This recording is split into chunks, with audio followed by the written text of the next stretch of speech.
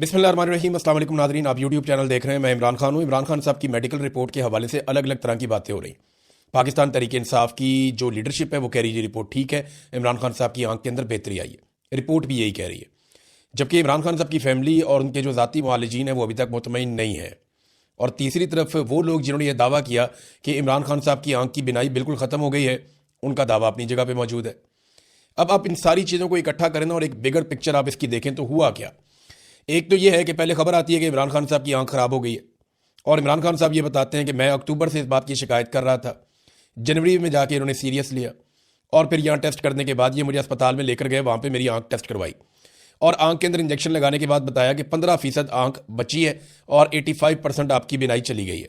और इमरान खान साहब ने ये भी बताया कि बाकी भी चली गई थी। अब ये रिपोर्ट होता है सलमान सफदर साहब की रिपोर्ट में, और ये सुप्रीम कोर्ट ऑफ पाकिस्तान के अंदर जमा करवाया जाता है, और इसके पीछे भी मेडिकल रिपोर्ट्स का अमल दखल होता है। अच्छा, इसके बाद क्या होता है कि अफसार आलम साहब आते हैं। अब अफसार आलम साहब कौन है आप जानते हैं, मिलिट्री एस्टेब्लिशमेंट से उनका क्या ताल्लुक है, नून लीग की हुकूमत से उनका क्या ताल्लुक है, वो खुद हुकूमत है, आप जानते हैं अच्छी तरह। तो अफसार आलम साहब आकर ये दावा करते हैं कि इमरान खान साहब की आंख की बिनाई बिल्कुल चली गई है। अब कुछ और भी जो टाउट्स हैं वो आते हैं, वो भी दावा करते हैं कि इमरान खान साहब की बिनाई बिल्कुल चली गई है। अब बराह रास्त खबर तो या तो पाकिस्तान की मिलिट्री एस्टेब्लिशमेंट के पास है या उन डॉक्टरों के पास है जो चेक कर रहे हैं। बराह रास्त कोई खबर ना तो इमरान खान की फैमिली के पास है, ना उनकी पार्टी के पास है, ना हमारे पास है, क्योंकि मौका ही नहीं मिला इमरान खान को मिलने से। जो ज़राए के हवाले से खबर आती है वो हम आप तक पहुंचाते हैं, लेकिन उसमें भी वो खबर वहीं से जनरेट हो रही है जहां से पाकिस्तान की मिलिट्री एस्टेब्लिशमेंट चाह रही है। इमरान खान साहब तक बराह रास्त एक्सेस तो बड़े अरसे से इन्होंने बहुत ज़बरदस्त तरीके से कंट्रोल की हुई है। अब जो ज़ाती मुआलिजीन है इमरान खान साहब के या उनकी जो फैमिली है, वो ये जो मौजूदा रिपोर्ट है इसके ऊपर मुतमईन नहीं है। इस रिपोर्ट में कुछ चीज़ों की कमी भी है। यानी मेरी एक एक्सपर्ट से बात हुई, वो यहाँ पे आई स्पेशलिस्ट हैं बरतानिया में, डॉक्टर कामरान आफ्ताब अहमद, FRCS भी हैं, और ये रेटना स्पेशलिस्ट हैं जो बीमारी इमरान खान साहब को है। उन्होंने कोई नुक्ते उठाए, उन्होंने कहा जी रिपोर्ट अधूरी है। यानी इस रिपोर्ट में मरीज से मुतालिक 20% मालूमात भी नहीं है, बल्कि रिपोर्ट में ऐसी चीज़ें लिख देंगे। वो पॉलिटिकल लोगों से भी हमने मुशावरत की, उनको बुलाया, उनको बताया ये गैर ज़रूरी है, मेडिकल रिपोर्ट के अंदर ये चीज़ें नहीं होती। लेकिन यहाँ पे ये भी बताया गया कि जनाब वो बैरिस्टर गौर और अल्लामा राजा नासिर बाज साहब से भी हमने उनको भी बताया और डॉक्टर्स को भी बताया, तो ये चीज़ें गैर ज़रूरी है, ये मेडिकल रिपोर्ट के अंदर ये चीज़ें नहीं होती है, प्रोफेशनल मेडिकल रिपोर्ट ये नहीं है। हाँ, ये बनाई गई है सुप्रीम कोर्ट ऑफ पाकिस्तान को मुतमईन करने के लिए, तो फिर रिपोर्ट उन्होंने ऐसी बनानी थी। बहरहाल जो डॉक्टर से मेरी बात हुई, उन्होंने 2-3 चीज़ें बताई। उन्होंने कहा तो ये रिपोर्ट ही मुकम्मल नहीं है, इसमें जो आई प्रेशर है उसका जिक्र ही नहीं है। जो ड्रॉप्स डाले जा रहे हैं वो आई प्रेशर को हैंडल करने के लिए, कंट्रोल करने के लिए डाले जाते हैं, लेकिन इस पूरी रिपोर्ट में कहीं पे आई प्रेशर का जो एक उनकी आंख के अंदर जो एक प्रेशर जनरेट हो जाता है, उसका दबाव का कहीं पे कोई जिक्र नहीं है। ये 10 से 20 तक मैक्सिमम होना चाहिए, इससे ऊपर नहीं जाना चाहिए, तो इसके बारे में कोई तस्करा नहीं है। दूसरा, उन्होंने कहा कि जितनी नज़र एकदम ठीक हो गई है ये पॉसिबल नहीं है। वो कहते हैं जी मैंने अपने पूरे करियर में ऐसा कोई केस नहीं देखा। वो ये कहते हैं कि अगर पहले 85% आंख खराब होने का दावा किया गया और बाद में ये दावा किया गया कि 70-80%, कुछ लोग 95% कह रहे हैं कि आंख ठीक हो गई है, तो ये दोनों दावे आपस में मैच ही नहीं करते। ये ह्यूमनली और साइंटिफिकली वो कह रहे हैं जो पॉसिबल नहीं है। मामला या तो पहले वाली रिपोर्ट इनकी झूठी है और गलत है, या ये वाली जो रिपोर्ट अब आई है ये झूठी है या गलत है। ये बात जो है वो डॉक्टर्स का कहना है। इमरान खान साहब की फैमिली और उनके जो ज़ाती मुआलिजीन है वो तो मुतमईन नहीं है। सलमान अकरम राजा साहब ये कहते हैं कि डॉक्टर कुरैशी जो गए थे वो हमारी रिकमेंडेशन के ऊपर गए थे, पाकिस्तान तहरीक इंसाफ की, और डॉक्टर कुरैशी भी यही क्लेम कर रहे हैं कि अब इमरान खान साहब की आंख के अंदर बेहतरी आई है और मजीद बेहतरी भी आ सकती है। तो ये तो बड़ी अच्छी बात है। देखें, अगर इमरान खान साहब की आंखें ठीक हो रही हैं और उनकी आंख के अंदर जो बिनाई का मसला है वो सॉल्व हो रहा है, तो इससे ज़्यादा बेहतर बात कोई हो नहीं सकती। मैंने लोगों को बड़ा इस तरह में देखा, बेशुमार लोगों ने मैसेजेस किए, नौजवान मैसेजेस करके कह रहे थे कि हम अपनी आंख देना चाहते हैं इमरान खान साहब को, डोनेट करना चाहते हैं। हालांकि इसमें डोनेशन नहीं हो सकती इस बीमारी में, लेकिन नौजवान ये कह रहे थे। बेशुमार खवातीन और हज़रात के मैसेजेस आ रहे थे, वो दुआएं कर रहे थे। खाना काबा में लोग दुआएं कर रहे थे, लोग मस्जिद नबवी में दुआएं कर रहे थे, लोग अपने घरों में दुआएं कर रहे थे। लोगों ने बहुत दुआ की है इमरान खान साहब की आंख के लिए। अल्लाह रब्बुल इज़्ज़त दुआओं का सुनने वाला है।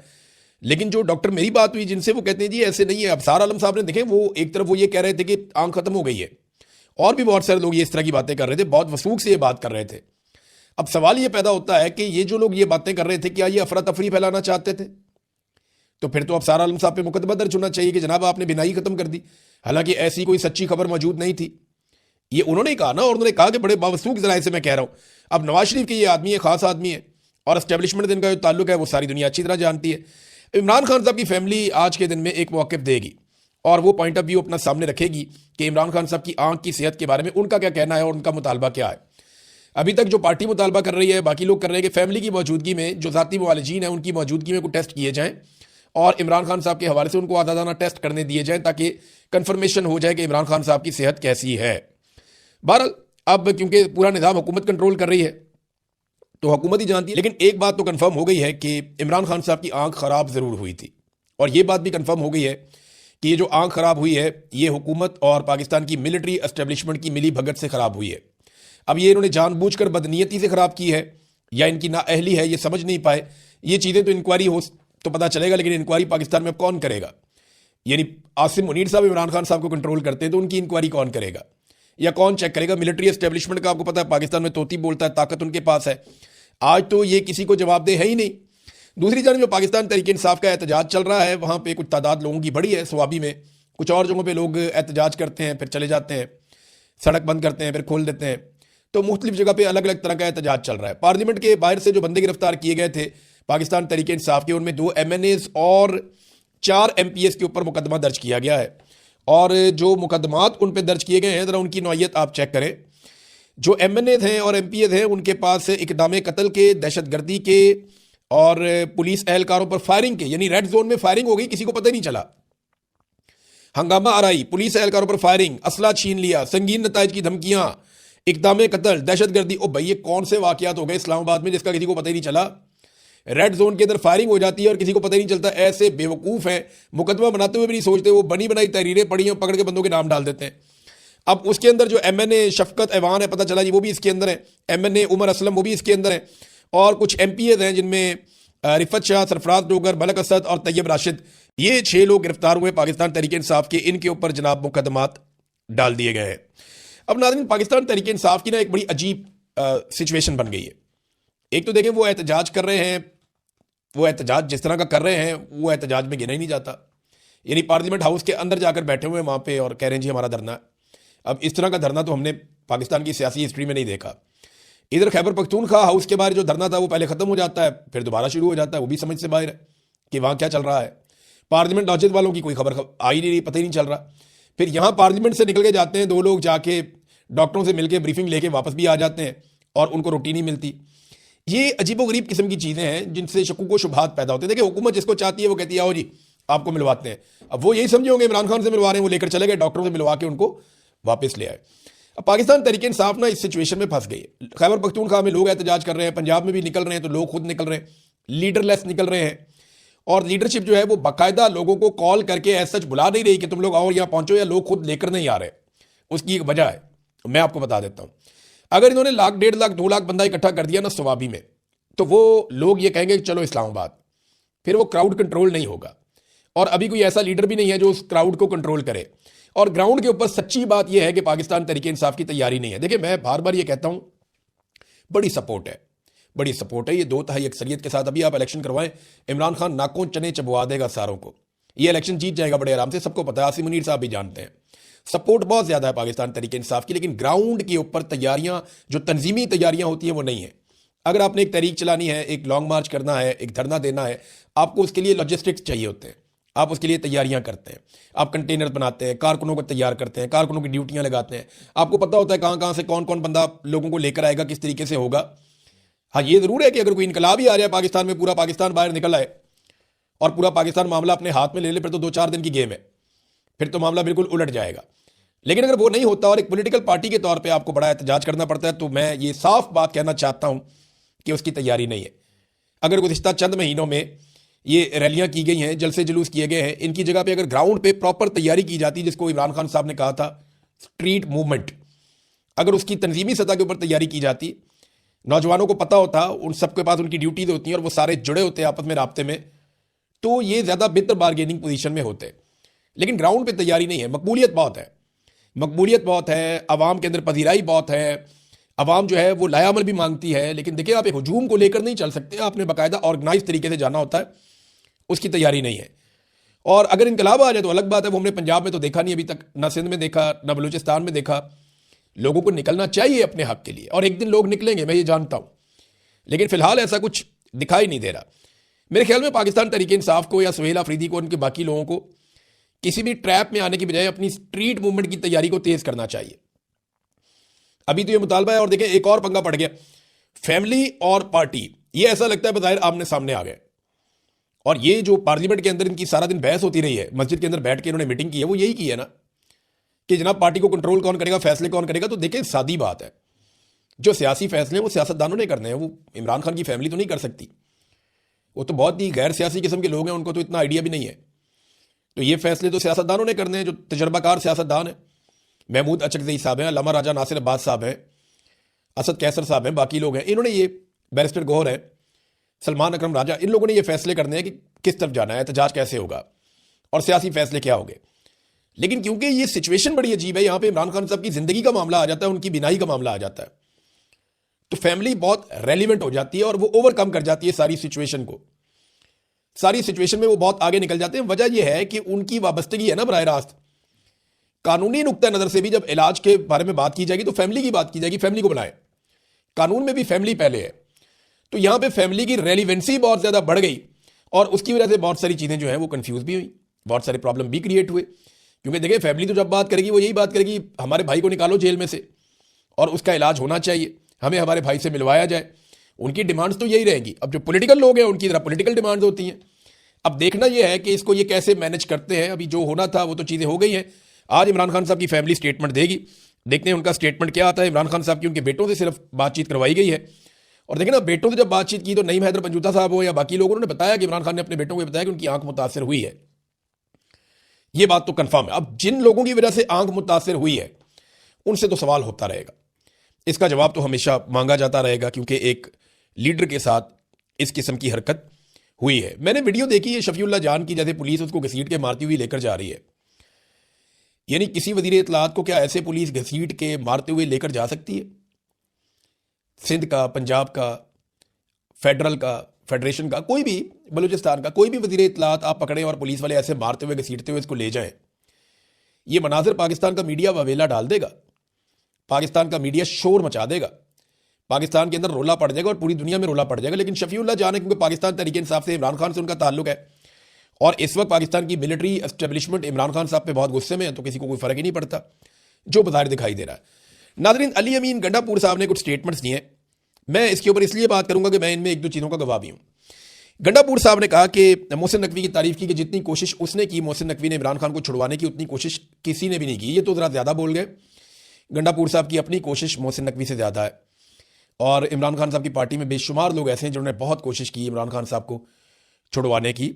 मोहसिन नकवी की कोशिश, यानी वो एग्जैक्ट जगह पे, वो एक्चुअली कहना ये चाह रहे हैं कि जिस जगह मोहसिन नकवी ने बात की वहाँ कोई नहीं कर सका। गंडापुर साहब शायद ये कहना चाह रहे हैं। देखिए, एक तो जहन में रखें कि पंजाब की जो निगरान हुकूमत थी वो मोहसिन नकवी के पास थी, और मोहसिन नकवी आसिम मुनीर साहब के सके हैं, बहुत प्यारा ताल्लुक। तो पंजाब में अगवा हुए लोग, अगवा बराए बयान हुआ, पंजाब में जुल्म हुआ, जबर हुआ, फस्तायत हुई, कंपेन नहीं चलाने दी, आरओ का कंट्रोल था, फिर पंजाब में जो कुछ किया गया, झंडा तक नहीं उठाने दिया गया पीटीआई को, फार्म 47 जारी करवाई गई। ये सारा खेल जो है मोहसिन नकवी साहब थे ना, जिन्होंने पंजाब में पाकिस्तान तहरीक इंसाफ की हुकूमत नहीं बनने दी। एक बड़े प्लेयर थे इसमें। दूसरा, बतौर वजीर दाखिला बाकायदा धमकी लगाकर 26 नवंबर का कत्लेआम किया मोहसिन नकवी ने, और उनके ऊपर ये इल्ज़ाम भी है। ये तो अली अमीन गंडापुर भी ये बात करते हैं। फिर आसिम मुनीर साहब के पीछे जो एक शख्स या मुख्तलिफ दिमाग जो काम करते हैं, उनमें एक मोहसिन नकवी का दिमाग भी है, और ये बहुत अहम आदमी है आसिम मुनीर के लिए, और बहुत अहम दोनों के ऊपर भी आसिम मुनीर के साथ रहा। तो मोहसिन नकवी ने इमरान खान को, पीटीआई को बहुत नुकसान पहुंचाया, इनकी बनती हुई हुकूमत नहीं बनने दी। और आसिफ अली जरदारी मोहसिन नकवी को अपना बेटा कहता है, और नवाज शरीफ वगैरह भी अब मोहसिन नकवी के बहुत करीब हैं। तो मोहसिन नकवी ने इन दो पॉलिटिकल पार्टीज को ज़बरदस्ती इक़्तिदार में लाने के लिए पूरा खेल खेला। लेकिन इमरान खान को छुड़वाने के लिए, देखें, अब ये मैं आपको बताता हूँ, मेरी जब गंडापुर साहब से मुलाकात हुई, जब वो वज़ीर आला बने, तो उसके कुछ अरसे के बाद उन्होंने ये कहा कि मैं इमरान खान को बातचीत के जरिए से छुड़वाऊंगा। मैंने उन्हें कहा जी इमरान खान ने तो आपको एहतजाज का टास्क दिया है कि आप अपनी कंपेन चलाएंगे, आप एहतजाज की, और आप एक तरीक बनाएंगे। तो उन्होंने कहा नहीं, वो आप मेरे से लिख कर ले लें, इमरान खान अगर कभी भी छूट कर आएगा तो वो ये बातचीत के जरिए छूट कर आएगा, वैसे इमरान खान नहीं छूटेगा। उन दिनों में मोहसिन नकवी साहब के साथ भी मुलाकातें हो रही थी गंडापुर साहब की, और बहुत मुमकिन है कि गंडापुर साहब को कंट्रोल करने के लिए या उन्हें दिखाने के लिए उन्होंने मोहसिन नकवी साहब ने आर्मी चीफ के सामने ये बात की हो, आसिम मुनीर के सामने, कि जी इमरान खान साहब के बारे में कुछ सोचें या उन्हें छोड़ें या ये मामला रिजॉल्व करें, और इससे गंडापुर साहब ने ये तासुर लिया हो कि ये बंदा इमरान खान को छुड़वा सकता है, ये ऐसा नहीं है, इन्होंने इमरान खान को नहीं छोड़ना इस तरह। मैं ये जानता हूँ ज़ाती तौर पे कि जब तक कौम नहीं छुड़ाएगी ये इमरान खान को नहीं छोड़ेंगे, या जब तक कोई बहुत बड़ा बैरूनी दबाव नहीं आएगा तब तक इमरान खान को नहीं छोड़ेंगे, या जब तक इमरान खान साहब कोई डील नहीं बना लेंगे या कोई इनके साथ मफामत नहीं कर लेंगे या कोई रास्ता नहीं निकालेंगे, कोई अंदरूनी बैरूनी दबाव नहीं आएगा, तब तक इमरान खान को नहीं छोड़ेंगे, चाहे कोई भी कहता रहे। ये गंडापुर साहब ने कह तो दिया, लेकिन मेरे ख्याल में थोड़ा ज़्यादा बोल दिया। बहुत सारे और लोगों ने बड़ी कोशिश की है, जिनमें गंडापुर साहब खुद भी शामिल हैं, शायद मोहसिन नकवी से ज़्यादा ही उन्होंने जोर लगाया होगा। गो कि उन्होंने बहुत बड़ी बड़ी गलतियां भी की और लोगों से झूठ बोला उन्होंने, जिसकी वजह से लोग उनके खिलाफ भी हो गए। अगर वो लोगों के सामने सच रखते शुरू से तो शायद लोग इतने उनके खिलाफ ना होते। तो सरम जावेद के बारे में उन्होंने बड़ी अजीबोगरीब बात की है गंडापुर साहब ने। हालांकि सरम जावेद ने सोशल मीडिया से दुश्मनी ले ली थी गंडापुर के लिए, लेकिन बड़ी उन्होंने अजीब, यानी अखलाकियात से नीचे जा रही थी वो बात जो उन्होंने की सरम जावेद के बारे में। तो नामुनासिब है, ऐसी बात नहीं करनी चाहिए। ख़वातीन के बारे में जब आप कुछ बात करें ना तो आपको अल्फाज के चुनाव में भी मुहतात रहना चाहिए। ये पहले भी मुहतात नहीं रहते, पहले भी गंडापुर साहब ऐसे बातें कर जाते हैं। इन्होंने मरियम नवाज़ के बारे में भी इसी तरह के एक दो दफ़ा अल्फाज बोल दिए थे, बाद में पाकिस्तान तहरीक इंसाफ को शर्मिंदगी उठानी पड़ी थी। तो अब एक और बात उन्होंने की, उन्होंने कहा जी ये ड्रोन हमले और जो ऑपरेशन हैं वो मेरे दौर के अंदर नहीं हो रहे थे, इस दौर के अंदर जो हालात हैं वो ख़राब है। तो इसका जवाब तो जो मौजूदा हुकूमत है सुहेल अफरीदी उनको देना चाहिए, और वो बताएं कि उनके दौर में ड्रोन हमले ज़्यादा क्यों हो रहे हैं। वो ये भी बताएं कि उनके दौर में ऑपरेशंस ज़्यादा क्यों हो रहे हैं और क्या उन्होंने ऑपरेशंस की इजाज़त दी है दूसरे तरीके से। ये अब जवाब देना पड़ेगा सुहेल अफरीदी को, क्योंकि अली अमीन गंडापुर साहब ने कैटेगोरिकली जो है वो ये बताया कि उनकी हुकूमत ज़्यादा बेहतर इन मामलात में परफॉर्म कर रही थी। और अगर वो अदादोशुमार गंडापुर साहब के देखें तो फिर उनकी बात ठीक लगती है। तो इस पर सुहेल अफरीदी साहब को ज़रूर रिस्पॉन्ड करना चाहिए। शेर अफजल मरवत साहब आए, वो आकर मिले, वहाँ पे सुहेल अफरीदी साहब को भी मिले, बाकी लोगों को मिले, लेकिन सुहेल अफरीदी फिर उठ के निकल गए वहाँ से। उन्हें नागवार गुजरा ये काम पे आ गया शेर अफजल मरवत। पिछले चंद दिनों में नज़र नहीं आए, लेकिन आज वो सूटेड बूटेड होकर पहुँच गए और उन्होंने आते ही कह दिया जनाब कि खैबर पख्तूनख्वा के जो रास्ते हैं वो खोल दिए जाएँ और 5 लाख नौजवानों को रावलपिंडी इस्लामाबाद पहुँचाया जाए और ये बंद किया जाए। तो वो एक नया मिशन लेकर आ गए थे। भारत मेरे ख्याल में तैयारी नहीं है अभी पाकिस्तान तहरीक इंसाफ की ग्राउंड के ऊपर, वो दिखाई नहीं दी तैयारी। तो अगर वो तैयारी करने में अपना टाइम लगाते पिछले चंद महीने तो आज पोजीशन कुछ और होती। उन्हें बाकायदा तैयारी करनी पड़ेगी ग्राउंड के ऊपर, टेक्निकल बुनियादों के ऊपर, तो उसके बाद वो चैलेंज कर पाएंगे इस निज़ाम को, अदरवाइज वो नहीं कर पाएंगे। देखें ना अभी जो स्वाबी में लोग बैठे हुए हैं उनकी तादाद बेशक बढ़ रही है, लेकिन वो किसी लम्हे भी 10,000 लोग वहाँ इकट्ठे नहीं हुए, एक लम्हे के लिए भी 10,000 लोग वहाँ पे इकट्ठे नहीं हुए। बाकी सूबों के जो हालात हैं वो भी आपके सामने है। तो इनको बहुत ज़्यादा तैयारी की ज़रूरत है, सपोर्ट इनके साथ बहुत है, लेकिन ग्राउंड पे तैयारी नहीं है। तब तक के लिए इतनी, अपना ख्याल रखिएगा, अपने चैनल का भी। अल्लाह हाफ़िज़।